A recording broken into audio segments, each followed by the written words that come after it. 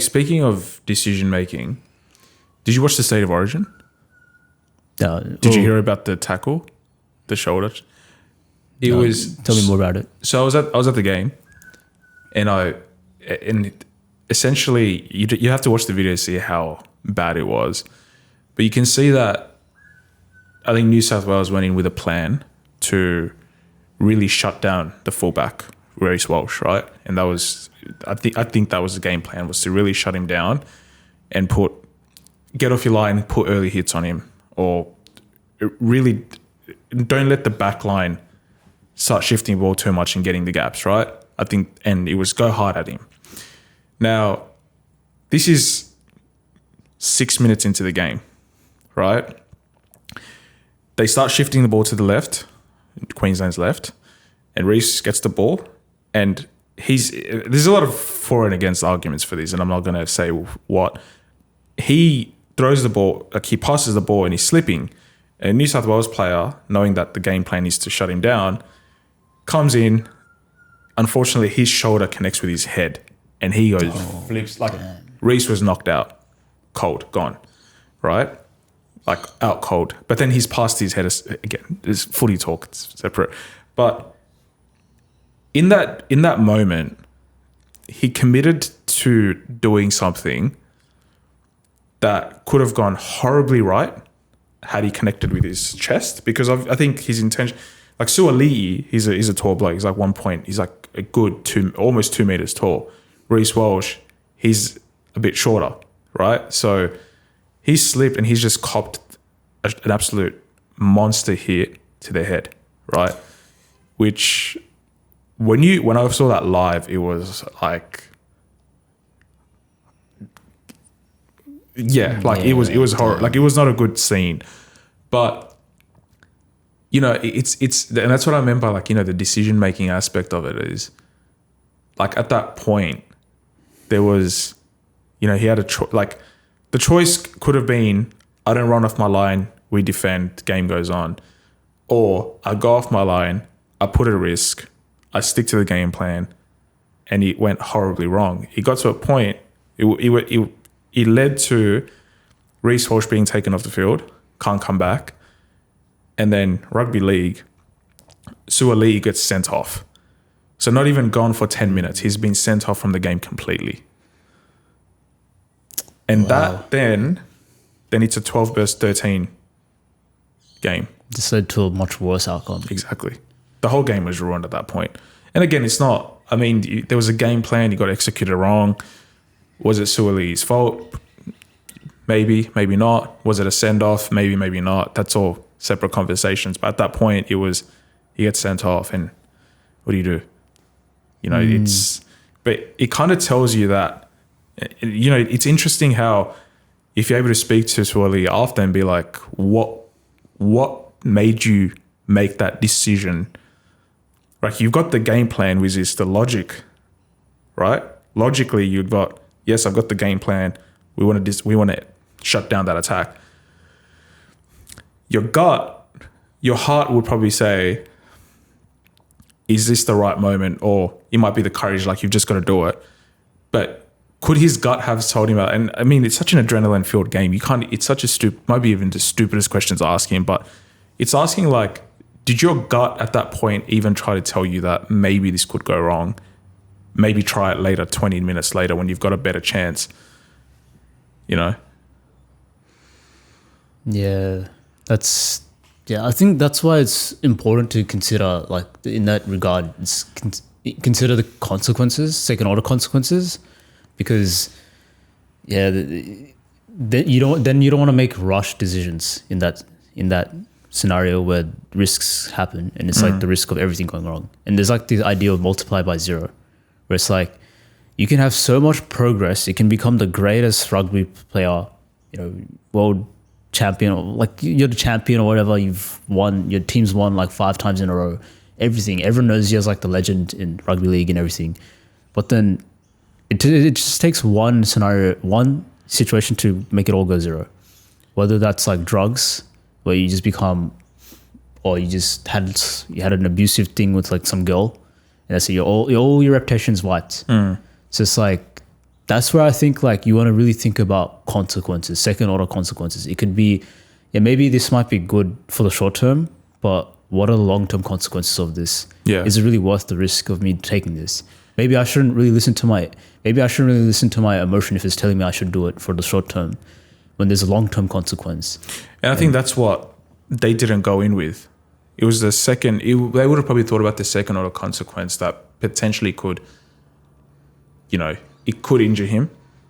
The third order consequence there is what's the impact of the team. But then even further to that, like Reece Walsh has already copped 2 serious head knocks this year, for example, right? And he's only 21. So if he continues getting head knocks by the time he's 50, and I think it's a big problem, not just in NRL but all sports, he's really protecting the head. Yeah, concussions.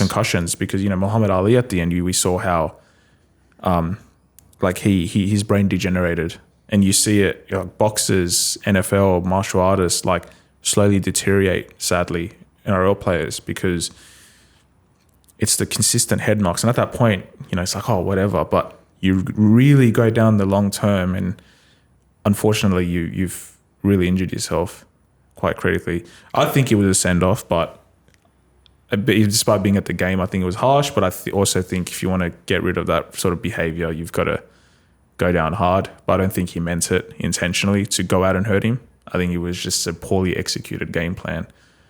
What else do you know about the gut health? Well, yeah, we went through, I think, food and bacteria. I would say those are the main things really about gut as of what I know now. I found being in a fasted state, you tend to make better, quicker decisions. You're more efficient in your work on an empty stomach. Like, you still feel hungry. So you see, people say I get hangry. I get hungry and I get angry. But it's like, do you actually though? Or are you just not? I can understand. Look, I know many people are like that. They're like, oh, look, when I'm hungry, I get angry. And I can understand that. It's maybe, but have you just trained your brain to just eat because out of comfort? Should you be training your brain to be like, okay, if I'm hungry, I should really try to stay calm and composed?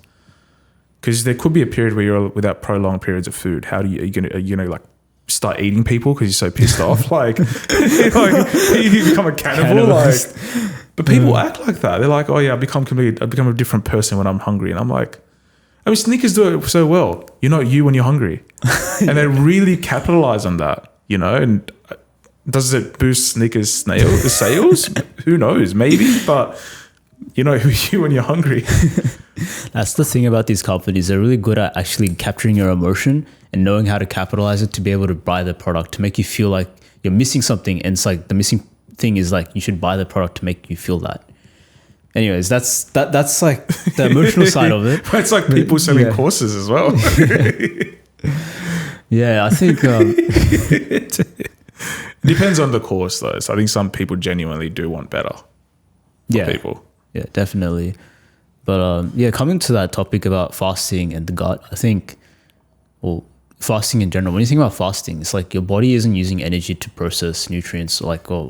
If you have junk food, for instance, it's not using excessive energy to process this stuff, especially junk food, because it doesn't even recognize what half the nutrients are. When you look at the back of the, chocolates and any of these, you wouldn't be able to name half of them, bro. It looks like Pokemons or something. That's straight up. Zelafolia or something, bro. It sounds like some Harry Potter move straight out.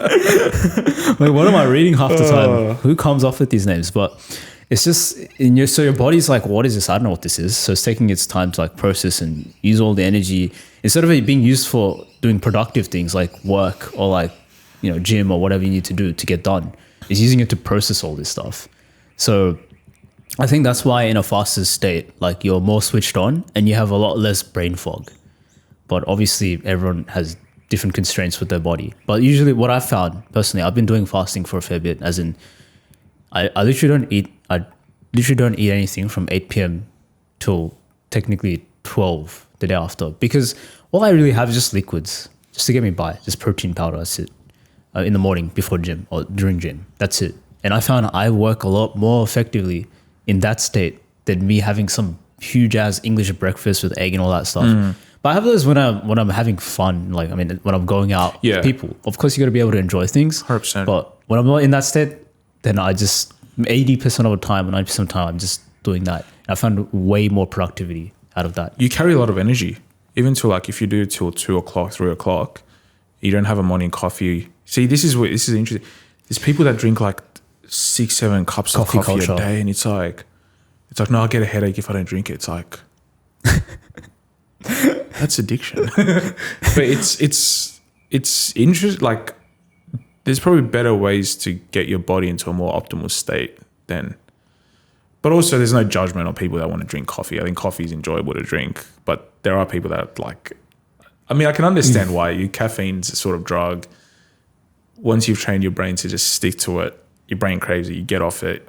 But, there was a guy on Rogan, he said he went off caffeine for 30 days and then he had caffeine, like he had a coffee and he started hallucinating. Well, I don't know if it was hallucinating, but his brain, like, I don't know exactly what happened, but I think his brain just, like, he rejected caffeine completely because caffeine is a stimulant. It makes you like, it keeps you more alert and stuff. But I think, I don't know if it was hallucinating. I'll take that back. I'm sorry, but I think like he saw a more stronger effect of caffeine at that point. And I found that as well. So if I don't drink coffee for a week, and then I drink coffee, if I go and I love an iced latte with a double shot, like the energy you get, you really carry that. Like you get so. But you get very anxious as well. So. Yeah, I guess it has like its positives and negatives. Like, to be honest, I don't really drink coffee. To be honest, not even when you go out, like in the office or whatever. I never have. I don't. Never. Really, yeah. You don't go out. I have had coffee, but it's like no, I don't. Not a latte, not a flat white, extra hot, bro. Almond milk, nothing, extra shot. Nothing. None of that. No energy drinks. Nothing. So I just operate on just raw energy, bro. To be honest, but I found that.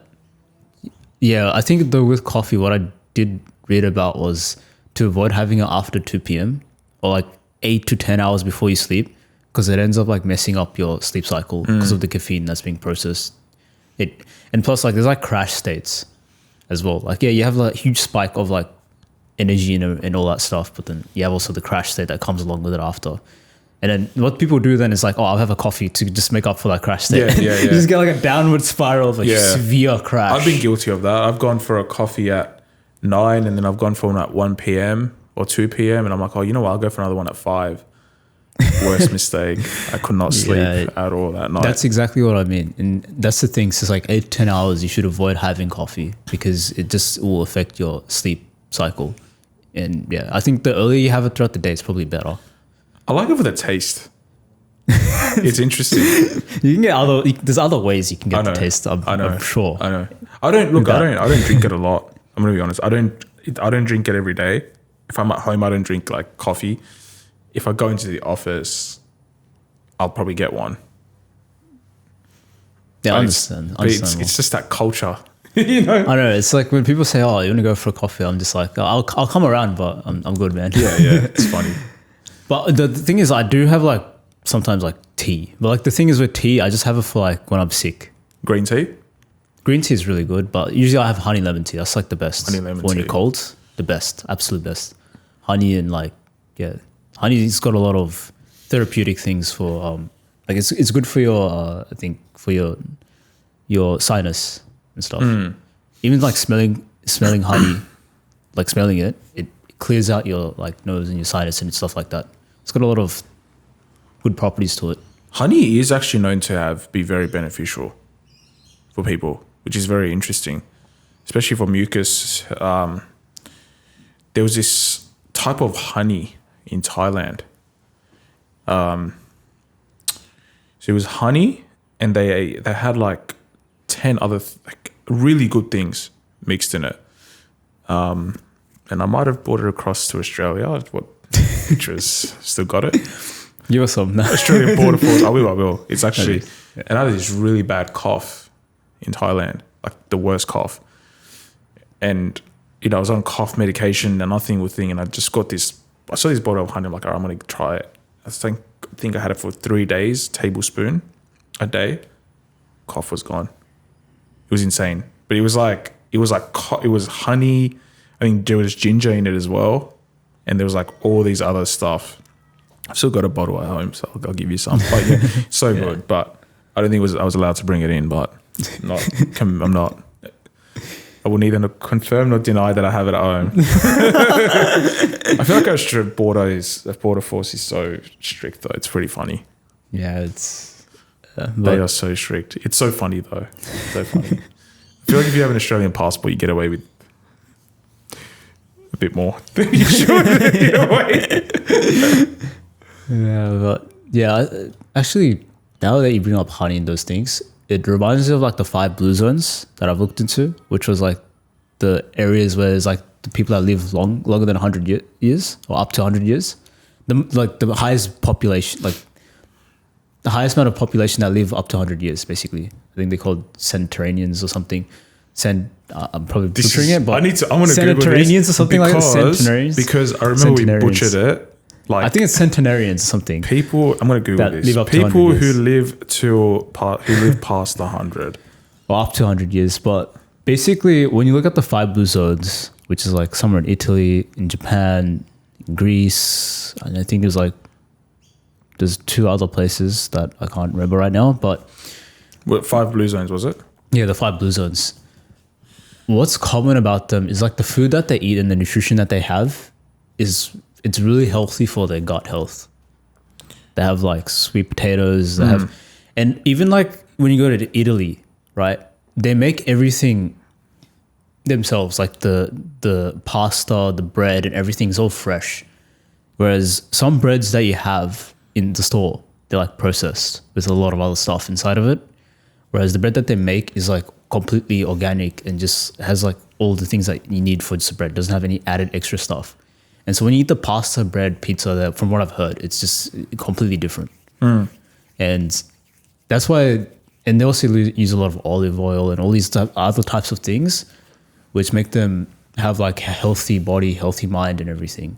And I think that's why they're able to live for so long and have, I think, and also they're really well integrated. I would say like in terms of the heart, mind and the gut, all 3 are really well integrated, especially when I look at Okinawan Japanese people. Like, they have a good sense of community. So everyone, they exercise as well, and they also do. And the thing is, like, if you go to Japan specific, like anywhere, whatever people do, they have a lot of, I would say, passion behind what they do. It's like it can be the most boring, mundane thing to you, right? Someone sweeping the floor. Sounds so boring, right? Just sweeping the floor like at a temple. When you see that person do it, they have like a complete different energy behind how they do it. Like they do it with such like happiness and such like passion. It's like, I'm sweeping for not just for the sake of cleaning. I'm sweeping for other people that can be able to experience, like be able to go to the temple and experience it. And it's like, even if it's the most basic thing to them, someone who just paints certain item or something, like the painting, right? Like a box or something. Like the energy that they put behind it is like incredible, and the effort, like the energy and the effort. It's just the perspective of it is completely different, because everyone in Japan has there are very specialized roles, but they have a big, like a deeper purpose behind what they do, and they feel content and fulfilled because they're actually serving a higher everyone else in that sense. Yeah, it's a bit of the concept of ikigai that we've spoke about, right? PVMP. Yeah, I'm surprised you remember that. Purpose, vocation. What's the other 2? Well, yeah, it was purpose, vocation, and I think part of it was like being paid for what you do, so money. Yep. And then I think it was like skill, what you're good at. And yeah, pretty sure that's what it was. Passion, profession, mission, vocation. Yeah. Yep. I want to show you this hit. So before we go into that, for 5 countries, Ikaria, Greece, sorry I'm pronouncing that wrong, so some of the world's lowest rates of middle-age mortality dementia. Greeks. Good on you. Okinawa, Japan. Sardinia, Italy. Sorry, I mispronounced that, but go the Italians. Loma Linda, California. Interesting. I don't know if that's. remember hearing that one, I yeah. don't think that's correct, but maybe it is. Maybe there's a part of Californians that are healthy. Nicoya, Costa Rica. Yeah, that's right. Yeah. Yeah.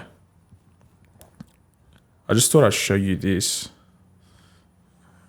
real quick, just so that for perspective about this origin hit that I was talking about before. And you'll see how brutal it is. First live reaction.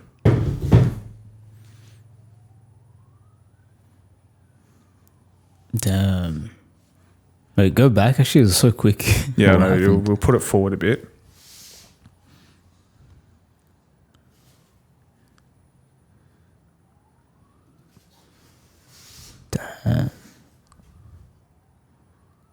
Oh, that's brutal.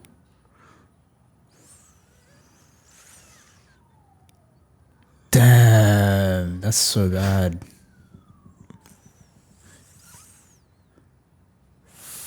So you can see what he's trying to yeah. do, Yeah, but he's just completely butchered that execution. absolutely. I mean, yeah. the timing and his It slip, looks very it was bad. Like you can Yeah. see, like he was knocked out, and you know it looked bad. And it looked very deliberate as well. look, that's the thing. It looked look. But- I wouldn't. That's very controversial. I wouldn't Yeah. look. I get what you're saying. To look at this. It You looked just- very deliberate, I'm saying, but it's So like you can see, yeah. you can see here that I mean, you see the line here, like the shifting ball. He comes out of his line, bang. Yeah, So it was very. You can see it was careless and yeah. deliberate. Yeah, I think he really committed to really getting him, but he's just executed that completely wrong, unfortunately. But it'll be interesting to ask these athletes, like at that point, your brain and your mind, your brain and your heart have told you that you've stuck to a plan. What does your gut tell you? It'd be actually, yeah, it's actually very That'd be interesting very to actually understanding how they make those decisions, especially even like when they do like when they have to shoot the final goal. Yeah. Like what goes through your mind, what goes through your heart? Like how do you have all three in sync, or do you listen to nothing and just do it? Yeah, that'd be very Yeah, interesting. 100%. There's so many great sporting moments where you just think like how, and a lot of it is that decision making. It's not first principles, but But I think they've trained themselves to the point that all three are very well integrated. yeah, I agree. Where it's to the point that none of them are like conflicting with each other, or even if it does conflict, they've trained their gut to be they're able to rely on instinct. Because I feel like with sport, it's very very quick. Like you're making micro decisions, you're making thousands of decisions very quickly, and that's where like you have to rely a lot on your body and your instinct. It's like almost second nature type of thing. Whereas the rational side comes like from the coach who's like planning everything, who's going to go where, what's going to happen with this, and he's like adapting to it. And I feel like a lot of times it's just heart and gut, I think. Maybe some parts of it could be like your mind, but I think most of it will be your gut and your heart. It'd be interesting. But I'll be very curious to Very learn curious to from know that as well. Yeah, I think that's what gets. Yeah, I mean when you don't. Yeah. But you also want your mind to be with you as well, because your mind, if at the end of the day, I think what can stop you in that scenario is like if your mind is your biggest enemy, because like that can really sabotage your entire progress to the game. It's like if you don't have enough belief or conviction in what you're doing, or if you don't even have belief where your mind is telling you you're not going to be able to do it, then you've already lost the game Yeah. before you even walked in. Because then all your action and everything is going to follow is just going to be the thought that I can't do it. It's the energy that you manifest, which is it's the energy that you bring. That was a big classic example yesterday's NRL game, for example. You know, like Tigers, they got off to a good start, first 20 minutes. You know, they put 10 points on Dragons. All of a sudden, they make a few errors, and then Dragons score 2 score. And then Tigers hit back, and then second half, there's just lack of discipline, too many errors. And then you can just see the energy behind the playing group is like, we can't get out of this. And Dragons just go on to thump us. at the end, which that's just one example. But you're right. I think I've noticed this as well. The energy you take into a meeting room or a conversation with someone, you can really, really either bring out the best in someone or really bring out the worst in someone. Yeah, it's like contagious. Yeah, it is. Experienced by other people and becomes manifested by other people. Yeah.